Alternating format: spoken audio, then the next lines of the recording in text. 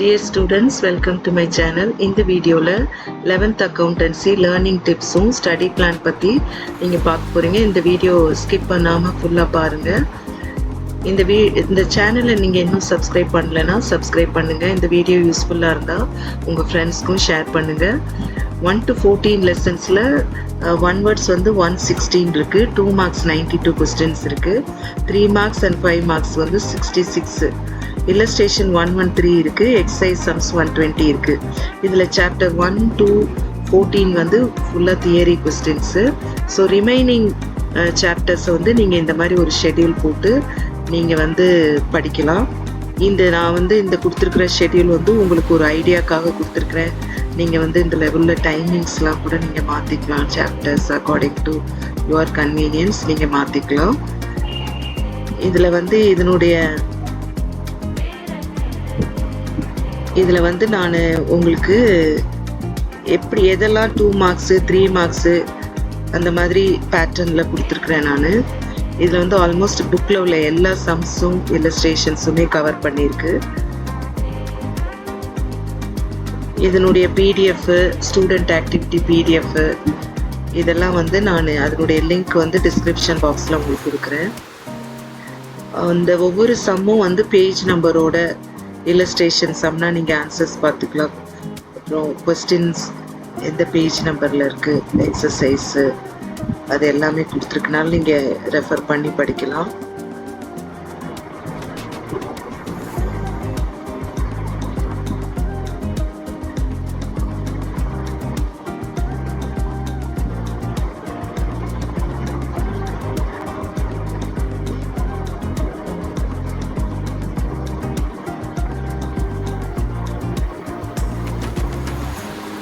இதில் ஃபார்மட்டு இதெல்லாம் கூட ரொம்ப இம்பார்ட்டண்ட்டு. நான் கொடுத்துருக்குற அந்த ஒவ்வொரு பேஜ் நம்பரையும் நீங்கள் ரெஃபர் பண்ணிக்கோங்க.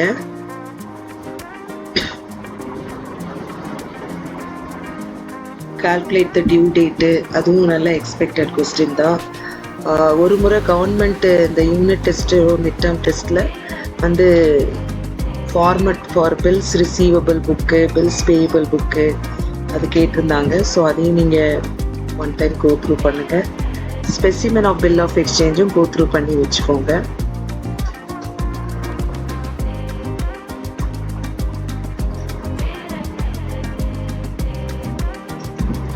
இது எல்லாமே நீங்கள் பேஜ் நம்பர் அந்த டெக்ஸ்ட் புக்கில் கொஞ்சம் ரெஃபர் பண்ணி அதுக்குரிய இதை நீங்கள் படிக்கலாம்.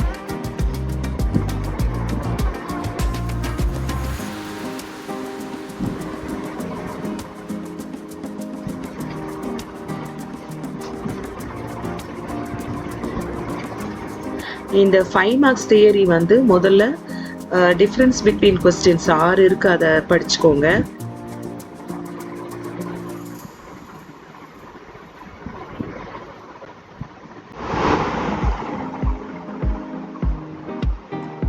அந்த டிஃப்ரென்ஸ் பிட்வீன் கொஸ்டின்ஸ் தவிர மீதி எக்ஸ்பெக்டட் கொஸ்டின்ஸ் மட்டும்தான் கொடுத்துருக்குறேன். நீங்கள் உங்களுக்கு டைம் இருந்தால் நீங்கள் எல்லா கொஸ்டின்ஸையும் படிக்கலாம்.